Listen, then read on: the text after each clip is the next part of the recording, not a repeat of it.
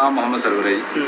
Sir अगर बात करें तो रेलवे फाटक की, तो राया सुजानी का जो रेलवे फाटक है और गुड़ा सलाथिया का, कई बार इसको बनाने की मांग की गई लोगों द्वारा, अभी तक जो मांग पूरी नहीं हुई है। किस किस तरह से ये समस्या जो आती है यहाँ?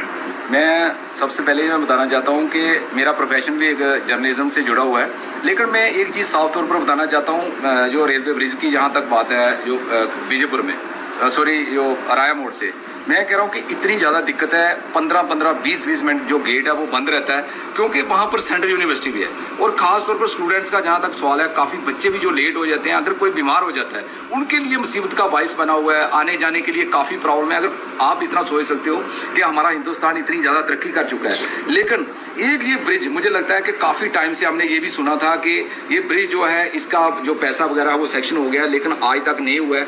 इससे काफ़ी खास तौर पर जो स्टूडेंट तबका, उनके लिए बहुत बड़ी प्रॉब्लम है, क्योंकि बहुत बड़ी सेंट्रल यूनिवर्सिटी जो सुजानी में बनाई गई है, ये रास्ते में जो ये ब्रिज है, ये रेलवे ब्रिज बहुत ज़रूरी है, क्योंकि बहुत सी महिलाओं की जो जान है, कोई डिलीवरी केस ऐसा होता है कि उनको जल्दी जाना पड़ता है, लेकिन वहाँ पर 15 मिनट जब रुकना पड़ता है, तो उसकी वजह से जो महिलाएं, उनकी जान भी गई है। तो मैं जो एडमिनिस्ट्रेशन है उनसे अपील करना चाहता हूँ कि ये बहुत ज़रूरी है। और एक गुड़ा सलाथिया में भी सेम ऐसा ही है। गुड़ा सलाथिया के लोग भी बहुत दुखी हैं, काफ़ी प्रदर्शन भी उन्होंने किए हैं, गवर्नमेंट से भी अपील की है। जो हमारे MP साहब है जुगल किशोर जी, उनसे भी काफ़ी बार निवेदन किया पब्लिक ने। संसद में भी ये मुद्दा उठा, पर इसके बाद भी कुछ नहीं। मैं वही कह रहा हूँ कि संसद में भी जब ये मुद्दा उठा है कि इतना बड़ा एक एजुकेशन अदारा खुला हुआ है, लोगों की बहुत, मुझे लगता है कि कम से कम 25 और 30 के करीब इसके सराउंडिंग में गांव हैं, जो लोग इस रेलवे ब्रिज की वजह से मुतासर है। तो मैं सेंट्रल गवर्नमेंट से भी ये अपील करना चाहता हूँ कि प्लीज़ जल्दी से जल्दी इसका जो काम है वो लगवाया जाए। बाकी और भी हमारे में, आपने जब एरिया की बात की है, खास और मैं आपको सर एक बात बताना चाहता हूँ, सिग्नल जो कि एयरटेल, जियो, मैं कह रहा हूँ कि हम इससे भी बहुत मुतासर हैं। बिल्कुल हमारे एरिया में इन चीज़ों की जो नेटवर्क है, नेटवर्क का भी बहुत बड़ा इशू है। और मैं जो ये भी कोई भी संस्था है, मैं कहता हूँ एयरटेल जो भी है, एयरटेल है, जियो है, मैं इनसे अपील करना चाहता हूँ कि इसका भी थोड़ा सुधार करें, क्योंकि आज 5G चल रहा है, लेकिन हमारे तो 2G वहाँ पर जो राया सुजानी है नहीं चल रहा है, तो इससे भी हम बड़े अफेक्टेड हैं। तो पानी, PHE की जहाँ तक बात है, मैं कह रहा हूँ कि PHE जल शक्ति जो है, जल शक्ति की भी बहुत ज़्यादा प्रॉब्लम है लोगों के लिए। मैं कह रहा हूँ कि गरीब लोग हैं, पीने के लिए लोगों के पास पानी नहीं है, बहुत दुखी लोग हैं। मैं कह रहा हूँ गरीब लोग जो शाम को 300-400 रुपया, जो जिसको दिहाड़ी मिल रही है, वो शाम को 500 रुपये का टैंकर डला रहा है। लेकिन PHE जो डिपार्टमेंट है वो मुझे लगता है कि कहीं सोया हुआ है। उनके, मैं कह रहा हूँ कि लोग इतना ऑफिसों में भी जा रहे हैं, उनके AW साहब से मिलते हैं, एक्शन साहब से मिलते हैं, जो हमारे लीडर साहबान हैं वो भी बहुत थक चुके हैं। तो ये भी एक हमारे इलाके का बहुत बड़ा, क्या लगता है, बहुत सारी योजनाएं चलाई जाती है सरकार द्वारा, आज वो योजनाएं या खोखली साबित हो रही हैं? मैं आपको एक चीज़ मैं बताना चाहता हूँ, जहाँ तक सरकार का ताल्लुक है, मुझे लगता है कि इसमें सरकार जो है वो कर रही है, लेकिन जो एडमिनिस्ट्रेशन है वो मुझे लगता है कि अच्छे तरीके से उस काम को यूटिलाइज नहीं कर रहा है। क्योंकि मैं आपको एक छोटी सी बात बताना चाहता हूँ, ये सुचानी टू मंडल एक रोड है, जहाँ पर मुझे लगता है, मैं 20-25 गांव का जिक्र कर रहा हूँ कि वहाँ संस्कार के लिए लोग जाते हैं, जो हमारे हिंदू भाई हैं वो संस्कार के लिए जाते हैं।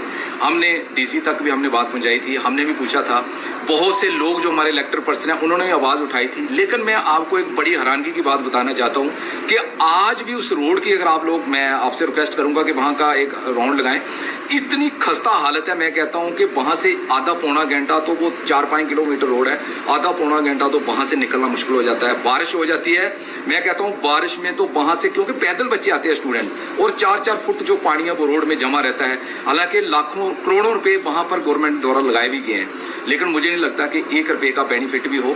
तो ये काम आगे जो एडमिनिस्ट्रेशन है, मुझे लगता है कि एडमिनिस्ट्रेशन का काम है ये करना। सरकार जो है वो योजनाएं दे रही है, लोगों को बेनिफिट देने की कोशिश की जा रही है, लेकिन जो मुझे लगता है कि कुछ, मैं कहना चाहता हूँ कि कुछ ऐसे नालायक अफसर बैठे हुए हैं जो उस पैसे को सीधे तरीके से, सही तरीके से उसको यूटिलाइज करने में नाकाम रहे हैं। तो इसलिए उसका पूरा जो भुगतान है वो लोग, जो गरीब जनता है, जो हमारी गरीब जनता है, वो उनको भुगतना पड़ रहा है। तो मेरी अपील है, मैं जिन डिपार्टमेंटों को मैंने नाम लिए हैं, मेरी अपील है, जो हाई अथॉरिटी है, मैं उनसे ये कहना चाहता हूँ कि जिनकी बीच में नेग्लिजेंसी है, उनके खिलाफ मुझे लगता है कि कार्रवाई करने की जरूरत है।